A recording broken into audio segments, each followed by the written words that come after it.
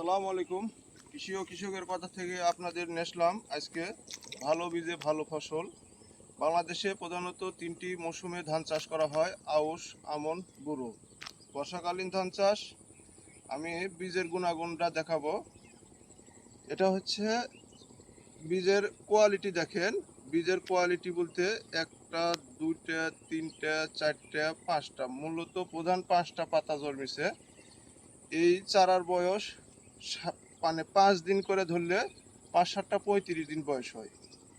একটু বেশি হয়েছে 5 দিন, 28 থেকে 30 দিনের মধ্যে ধান লাগাইলে সেই ধানের মানে ফলন একটু বৃদ্ধি পায়। তাই আপনারা যত দ্রুত বর্ষাকালীন মৌসুমে, আমন মৌসুমে ধানটা মানে 25 থেকে 35 দিনের মধ্যে চারাটা রোপণ করার উপযুক্ত সময়।